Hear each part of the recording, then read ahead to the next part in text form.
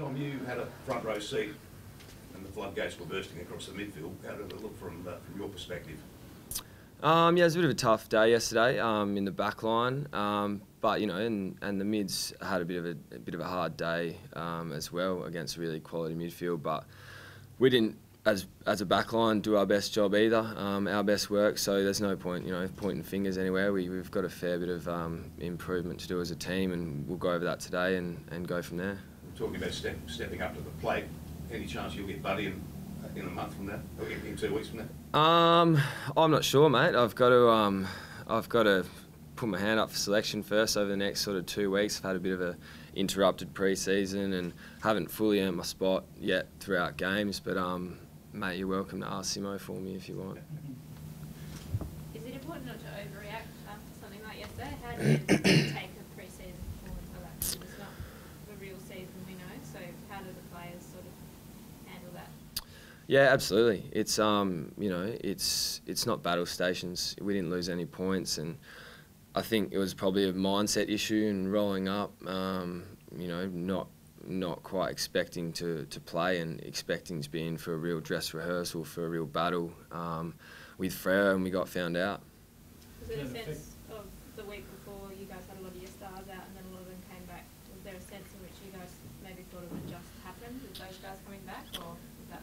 Yeah, probably. There's probably a bit of danger in that, given this time of year and given that the boys coming back and you know, thinking again that it'll just happen. But you know, it's probably the first time that group had played together. There's a few young boys in the side and a few different changes here and there, and a few blokes have gone missing from the side through retirement and injury. So you know, it was as I say, a dress rehearsal, and it's lucky it was that.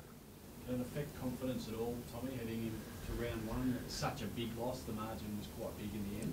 Yeah, it you know, it can if you let it, I think.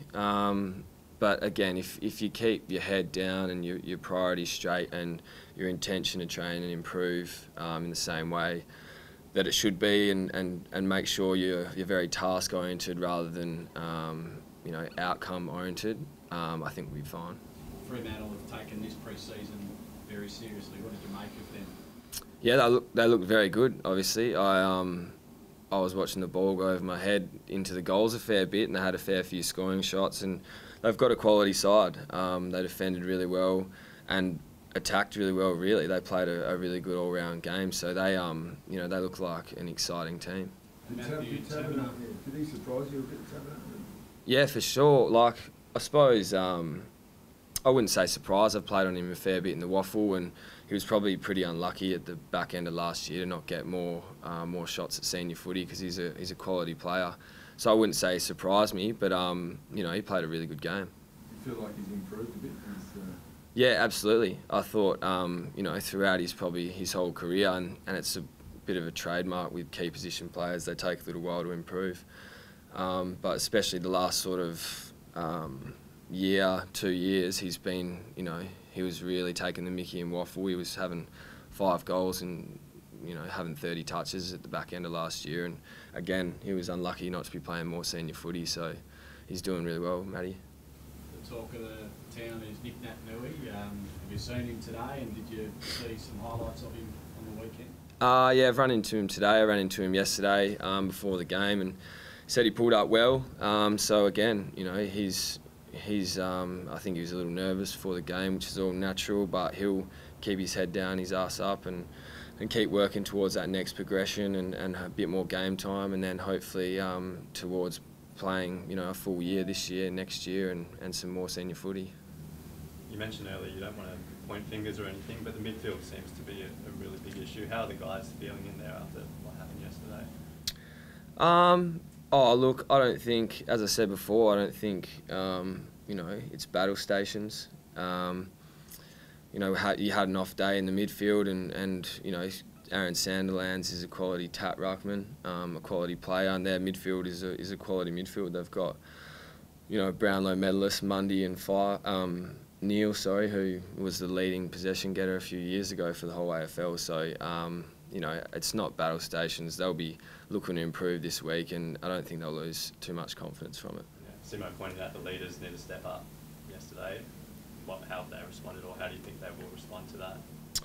That will drive the training standards this week and drive the intent in which we train and what we look at throughout the week. And we have full trust in our leaders. We've got a real sturdy leadership group and a great culture at our club. So really excited. Josh Kennedy says he won't be playing round one, probably not round two. Do you know what the forward setup's going to be yet? Have you got an idea as on the key defenders? Nah, not personally. I don't know, to be honest. But there's plenty of good young talent coming through. Obviously, Jack Darling's been doing it for a few years now, and Jakey Waterman's looking really good. Big Matty Allen, he's putting together some form now, coming off a few injuries. So there's definitely options up forward. Are you any chance to go up there if needed? Look, I'll be keen to, but I don't think I'm an option at the moment. No. You mentioned a bit of an interrupted summer. Can you talk us through where your body's at and what sort of interrupted you over there? It was probably, it was my groins towards the back end of last year. I had a bit of OP and, just managing that throughout the off-season and obviously gradually building up your training minutes throughout the pre-season to make sure that you don't plummet back down, and it's something that we'll have to manage, but it's something that I feel like I'm on top of now, and I'm coming back towards, my sort of peak physical fitness. Do you feel like you've had enough match practice, or would you like to run these further or anything? I feel pretty good, but again, it's another opportunity to be able to get some more game time and some more practice. Things like reading the flight of the ball, which take a little while to come back to after you've had a while out of the game, especially as a marking player, which I am. So again, practice is another opportunity to pursue perfect. So I'll be happy to play at East Perth for sure. You said the key position players take a while to develop. How is the team feeling going into the season with potentially a really young forward line? Look, I think again we'll be confident side. There's we got a lot of talent, I think, in our list, and anyone that comes out into the team and is going to play a role for us, we expect them to do it, and we have faith that they'll do it for us. Otherwise, they wouldn't be picked in the side. So young or old, I think we have full faith in our forward line, and there's a lot of exciting talent. You play alongside the Gov, and there's a lot of talk about his contract and free agency. Can you just tell us how good he is, and is he worth $1.2 million a year over 6 years? Is that what he's asking? He's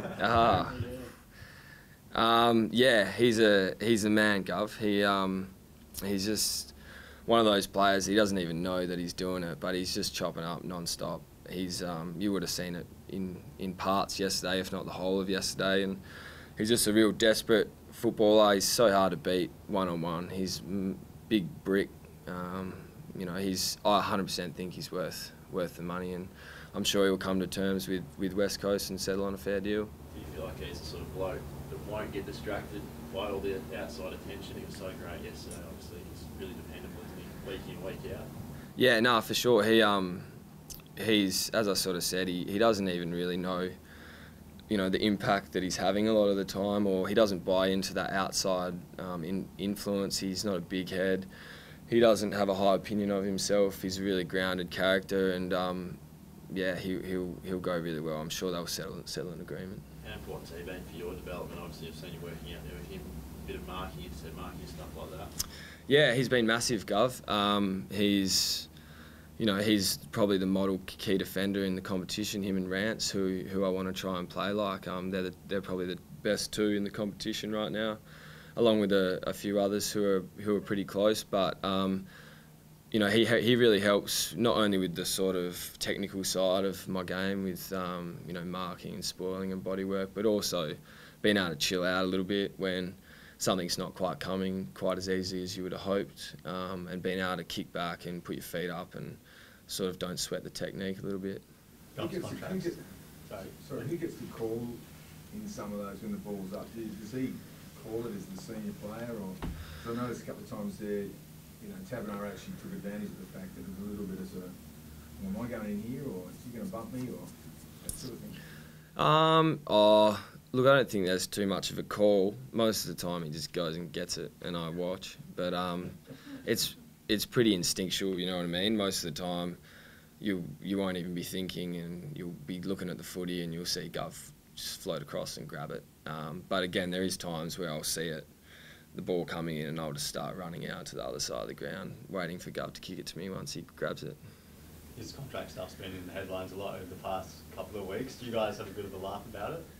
Honestly, I didn't really even know it had been. I knew he was going to sign a new contract, but I didn't know it'd been in the papers that much. But we'll take the mickey and have a laugh and tell him he's not worth what he is. But he probably knows exactly what he's worth. He's a pretty sturdy businessman, Gov.